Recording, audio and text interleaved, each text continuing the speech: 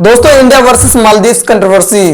प्रधानमंत्री मोदी के लक्षद्वीप के दौरे के बाद मालदीव सरकार के 3 मंत्रियों ने भारत और पीएम मोदी को लेकर अभद्र बयान दिए, जिससे विवाद खड़ा हो गया। विवाद से यहाँ के पर्यटन आधारित अर्थव्यवस्था को खतरा उत्पन्न हो गया है। मालदीव के साथ सोशल मीडिया टिप्पणी से शुरू हुआ विवाद अब राजनीतिक रूप ले चुका है। दरअसल पिछले दिनों प्रधानमंत्री नरेंद्र मोदी लक्षद्वीप के दौरे पर थे और यही के कुछ आकर्षक तस्वीरें उन्होंने सोशल मीडिया पर साझा की। इसके बाद सोशल मीडिया पर मालदीव और लक्षद्वीप की तुलना शुरू हो गई। इसी बीच मालदीव के कुछ नेताओं ने भारत और पीएम नरेंद्र मोदी को लेकर अभद्र टिप्पणियां कर दी। विवाद यही नहीं रुका, फजीयत होते देखे मालदीव सरकार ने 3 मंत्रियों को निलंबित कर दिया। उधर सोमवार को भारत ने मालदीव के उच्चायुक्त को तलब किया। विवाद के बीच कई भारतीयों ने अपना मालदीव घूमने जाने की योजना रद्द कर दी। यहाँ के विपक्षी नेताओं के एक बयान बताते हैं कि मंत्रियों के गैर जिम्मेदाराना बयानों ने देश की अर्थव्यवस्था की रीढ़ माने जाने वाले पर्यटन बाजार को दांव पर लगा दिया। ये आज के इस वीडियो में जानते हैं कि मालदीव कहाँ है, भारत के साथ इसके रिश्ते कैसे रहे, पर्यटन में भारत पर कैसे निर्भर है मालदीव, अब क्यों खराब होने लगे, भारत के साथ रिश्ता क्या थे और अब विवाद समंदर से अभिभूत है लक्षद्वीप।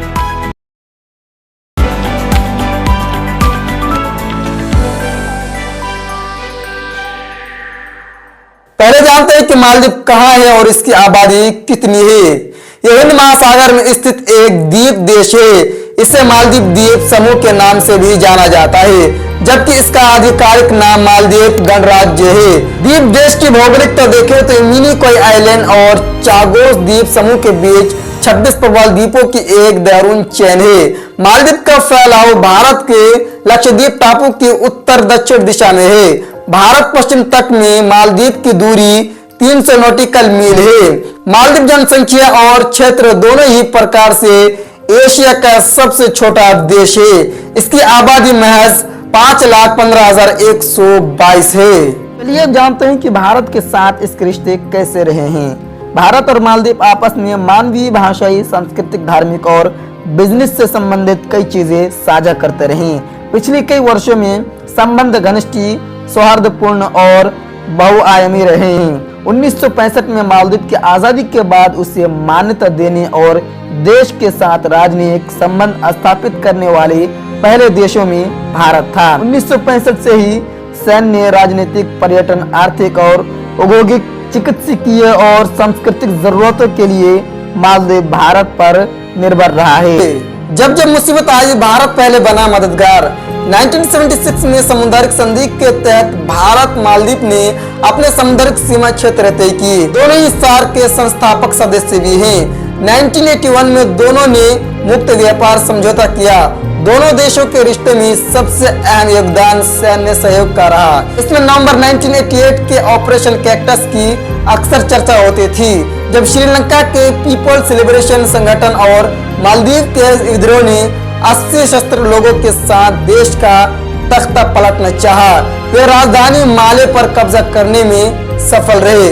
तत्कालीन राष्ट्रपति अब्दुल्ला यूम ने पाकिस्तान, सिंगापुर और श्रीलंका से मदद मांगी, लेकिन सभी ने मदद देने से इनकार कर दिया। अमेरिका मदद देने को राजी थे, लेकिन इसमें 2 से 3 दिन लग सकते थे। आखिर में उन्हें मित्र भारत ही नजर आया, जिससे मांगी गई मदद का तुरंत जवाब मिला। भारत ने 16 घंटे के भीतर 500 सैनिकों के साथ ऑपरेशन कैक्टस शुरू कर दिया। इस ऑपरेशन में कुछ घंटे लगे, माले को वापस कब्जे में लिया गया। इस ऑपरेशन में भारत के कई सैनिकों ने बलिदान भी दिया। आइए जानते हैं कि पर्यटन के क्षेत्र में मालदीव कहां खड़ा है। मालदीव की अर्थव्यवस्था अपने पर्यटन क्षेत्र पर बहुत अधिक निर्भर है। पर्यटन यहाँ की विदेशी मुद्रा आय और सरकारी रेवेन्यू का प्रमुख साधन है। पर्यटन सीधे तौर पर मालदीव की जीडीपी का लगभग चौथाई हिस्सा है। मालदीव के लोगों के लिए रोजगार के अवसरों में पर्यटन का योगदान 1/3 से अधिक है। यदि पर्यटन से जुड़े क्षेत्रों को भी शामिल कर लिया जाए तो यहाँ के कुल रोजगार में पर्यटन क्षेत्र का योगदान लगभग 70% तक बढ़ जाएगा। भारत पर आखिर कैसे निर्भर है मालदीव का पर्यटन? पिछले कुछ वर्षों में मालदीव जाने वाले पर्यटकों में भारतीयों की संख्या में काफी बढ़ोतरी हुई है। 2018 में देश के पर्यटन बाजार में भारत की हिस्सेदारी लगभग 6.1% थी। इस साल लगभग 90,474 लोग मालदीव घूमने पहुंचे, जो पर्यटन के आगमन का पांचवा सबसे बड़ा था। 2019 से 2018 की तुलना में लगभग दोगुनी संख्या में भारत पर्यटक द्वीप देश पहुंचे और अन्य देश के मुकाबले में दूसरा सबसे बड़ा आंकड़ा था। जब दुनिया कोरोना महामारी से गुजर रही थी, ऐसे वक्त में 2020 में मालदीव के पर्यटन बाजार के लिए सबसे बड़ा स्रोत भारत बना। इस साल लगभग 63,000 भारतीयों ने मालदीव का दौरा किया था। 2021 और 2022 में भारत से 2.91 लाख और 2.41 लाख से अधिक पर्यटक मालदीव पहुंचे। इस तरह से दोनों देशों में मालदीव के पर्यटन बाजार में भारतीयों की भागीदारी सबसे ज्यादा थी। 13 दिसंबर 2023 तक भारत 11.1% बाजार हिस्सेदारी के साथ मालदीव के लिए दूसरा प्रमुख स्रोत बाजार रहा। 13 दिसंबर तक 1,53,693 भारतीय सैलानियों ने मालदीव की यात्रा की। अब क्यों बिगड़ने लगे दोनों देश के रिश्ते? दोनों देशों के बीच दशकों से चले आ रहे मधुर रिश्ते में कड़वाहट 2023 के मालदीव आम चुनाव के बाद आई है। दरअसल मालदीव में 9 और 20 सितंबर 2023 को राष्ट्रीय पद के लिए चुनाव हुए थे। इस चुनाव में पीपल्स नेशनल कांग्रेस के उम्मीदवार और माले के मेयर मोहम्मद मियूज ने भारत समर्थक और निवर्तमान राष्ट्रपति इब्राहिम मोहम्मद सोलेह को हराया और मालदीव के निर्वाचित राष्ट्रीय बने। इससे पहले चुनाव प्रचार के दौरान मोइज की पार्टी ने इंडिया आउट नाम से अभियान चलाया था, जिसमें वहां मौजूद करीब 70 भारतीय सैनिकों को वापस भेजने का चुनावी वादा शामिल था। पारे के हार के साथ ही आशंका जताई गई थी कि भारत और मालदीव के रिश्ते खराब हो सकते हैं, क्योंकि मोइज चीन समर्थक माने जाते हैं। चुनाव से पहले चीन कम्युनिटी पार्टी के अधिकारियों के साथ एक बैठक में उन्होंने कहा भी था कि अगर राष्ट्रपति बनते हैं तो चीन और मालदीव के रिश्ते का नया अध्याय शुरू होगा। मोइज के राष्ट्रपति बनने के बाद आशंकाएं हकीकत होने लगी।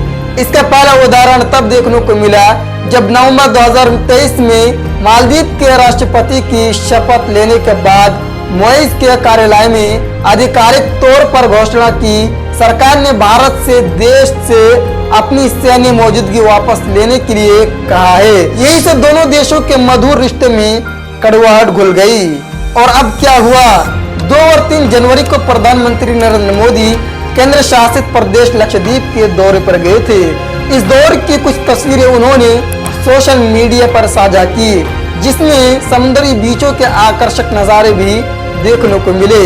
इसी बीच मालदीव सरकार के 3 मंत्रियों ने भारत और पीएम मोदी को लेकर अपमानजनक बयान दिया, जिससे विवाद उत्पन्न हो गया। खुद देश में विपक्षियों की तीखी आलोचना के बीच मालदीव सरकार ने 3 मंत्रियों को निलंबित कर दिया।